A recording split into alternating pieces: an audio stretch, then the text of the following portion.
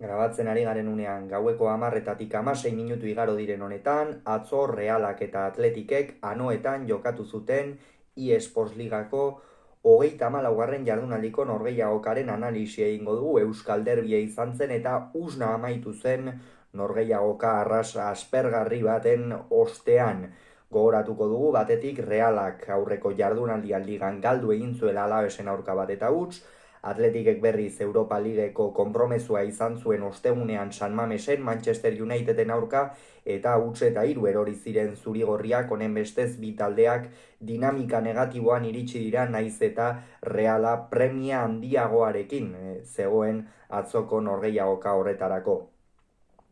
Hori tarteko, Imanolek eta Valverdek honako 11 hauen aldeko apustua egin zuten batetik. Entrenatzaile oriotarrak 4-3-3ko sistema ezarri zuen zelaian, Remiro izan zen atepean, Traorek jokatu zuen lauko lerroan atzealdean eskuinetik, Haien aritu zen ezkerretik, Agerde eta Jon Martin aritu ziren atzealdearen erdialdean, Zubimendik jokatu zuen euskarri moduan, Brais eta Pablo Marinek lagundu zioten barnekaldetik eta goian eskuinaldetik Takeku aritu zen, ezkerraldetik Sergio Gomez eta goian Mikel Oyarzabal.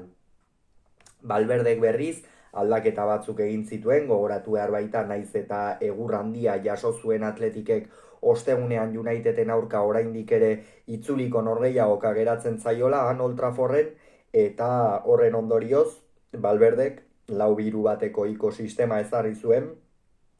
Unai Simon izan zen atepean, lauko lerroan atzealdean Gorosabele jokatu zuen eskuine galetik, Inigo Lekuek ezkerre galetik, Leku edo Adama Boiro arituko zen zalantzak egon ziren azken unera arte, azkenerako Deustoko jokalariaren aldeko apustua egin zuen Valverdek, Paredes eta Bibian izan ziren atzealdearen erdialdean, gogoratu behar baita Dani Bibianek ezpalu txartel gorria ikusi izan Old Trafforden ziuraski atzoko norgehiagokan ez zuken parte hartuko. Pradosek eta Ruiz de Galarretak jokatu zuten euskarri bikoitz horretan, Unai Gomez izan zen erdipuntan, Iñaki Williamsek jokatu zuen eskuinaldetik, gaurkoan gainera arazotxo batzuekin dabilela iragarri dute Iñaki Williams atzoko norgehiagokan, kapitaina izan zen gainera, Berengerre jokatu zuen ezkerraldetik eta Guruzeta izan zen goian, epailea Soto Grado izan zen, Pizarro Gomezek lagundu zion barrean, orokorrean ez zuen akats nabarmenik eduki epaileak, behar bada tarteka marteka txartelen bat edo beste jan zuen, bestalde horrere egon zen jokaldi polemiko bat, Unai Simonek baloia eskuetan hartu zuela eta ez dakigu area barruan edo kanpoan izango zen, nik behintzat errepikapena enuen ikusterik izan, eta ondorioz oraindik ere zalantzekin geratuta nago, baina kontua kontu epaia jarraitzeko esan zuen eta horretzen beste zer gertatu. Beno, partida hasieratik oso esan dugun bezala. Aspergarria eta benetan zale neutrala behintzat atxeden aldian ohera joateko modukoa izan zen. Batetik Reala nahi eta ezin batean aritu zen, oso joko geldoa eginaz, atzo gainera Realak zerbait behar baldin bazuen partida aurrera ateratzeko erritmoa sartzea zen, ez? Bai baitakigu Atletik ostegunetik ona arteko tarte horretan kolpe gogorra jasota zegoela, ondorioz beti horrek bai moralki, bai zalantzen artean eta asko eragiten du, baina Realak ez zion inongo estuasunik ipini talde zurigorriari, eta talde zurigorria apur bat erreserbatzen aritu zela esan daiteke, ez? Une batzuetan hor ibili ziren erasoren bat edo beste sortuz, baina orokorrean oso gauza gutxi gertatu zen lehen zatian apenas. Eta hori Atletikentzat ez, izan ere nik uste Atletikek atzoko partida horretan puntua ontzat emango zuela, burua ostegunean baitaukate, eta hori logikoa da, naiz eta Euskal Derbiak beti bereziak direla badakigun, osteguneko partida hori arras garrantzitsua da zurigorrientzat. Realak berriz ligan dauka, orain erdigunea jarrita, eta Europara sailkatu nahi baldin badu behintzat jokoa, bai joko kalitatea, eta bai jokoaren azkartasuna asko igo beharko ditu, gainontzean Imanolen taldeak datorren urtean Sergio Franciscoren taldeak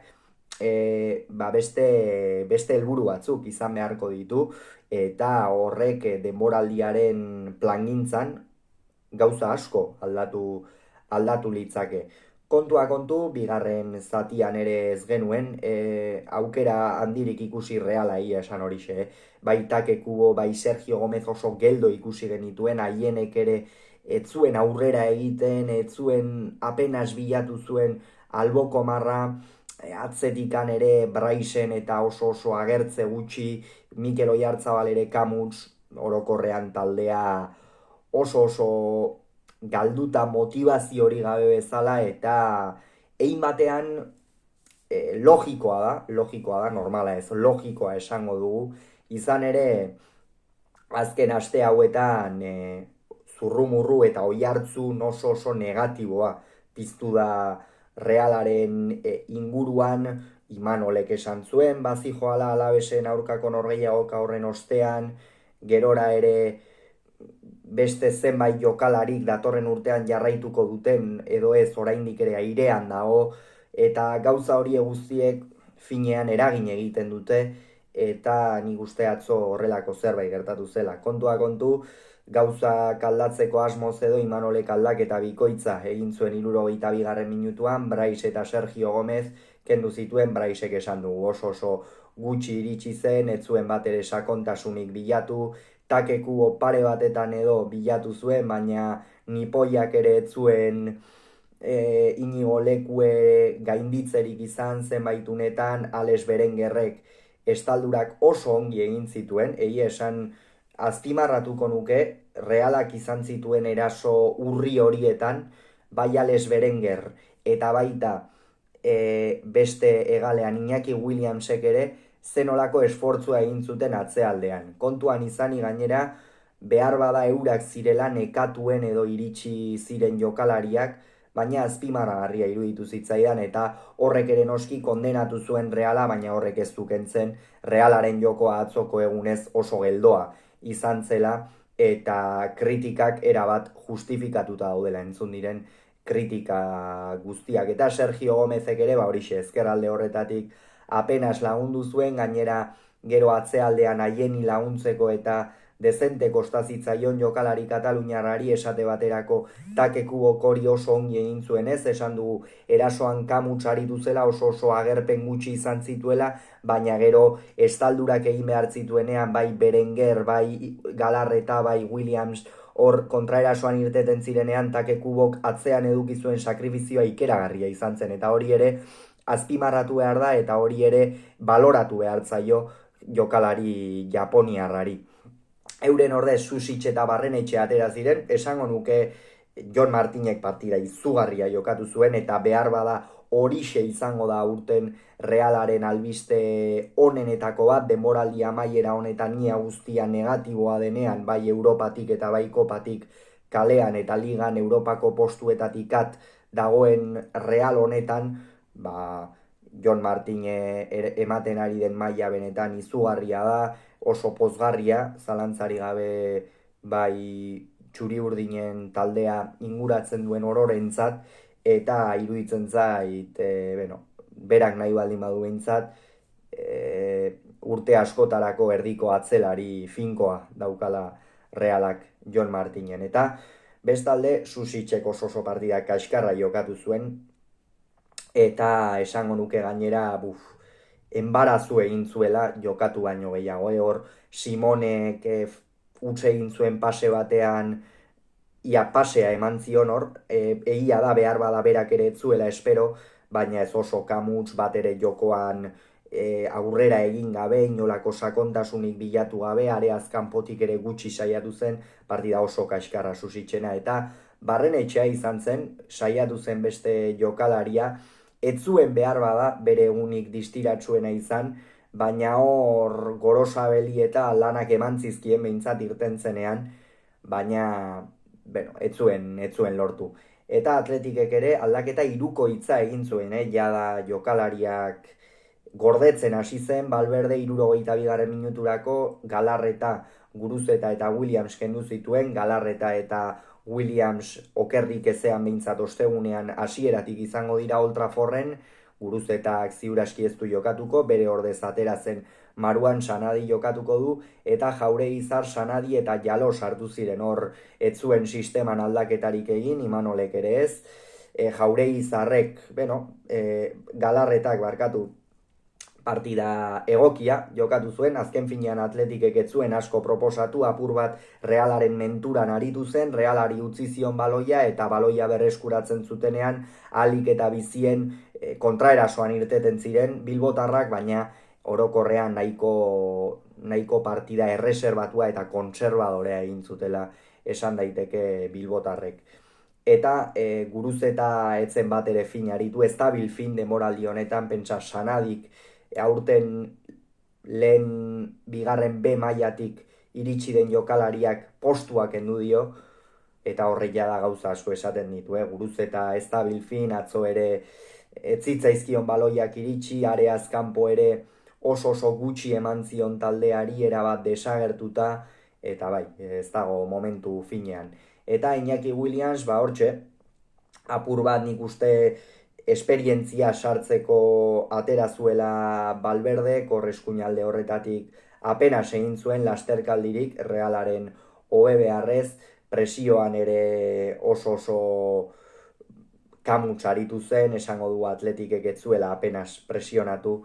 eta horixe. Eta gero Jauregizar, Sanadi eta Jalo, Sanadi izan zen behar bada gehien saiatu zena, Jalok ere pare bat falta edo atera zituen, Jauregizarrek oreka apur bat eman zion, Atletiki hor behar bada Reala arrisku gehien sortzeko sentsazioa eman zuen une horretan, baina orokorrean ere hauek ez zuten partidan aldaketarik eduki. Eta 74. minutuan Traore kendu eta Aranburu sartu zuen, Amari Traorek ere ez zuen bere eguna izan, oso partida kamutsa jokatu zuen, jada 74. minutuan Atletikek esango nuke jada berdinketa ontzat emanda zeukala, Realak jarraitu behar zuen, ez zuen jarraitu, eta Traoreren eguna ere etzen fina izan,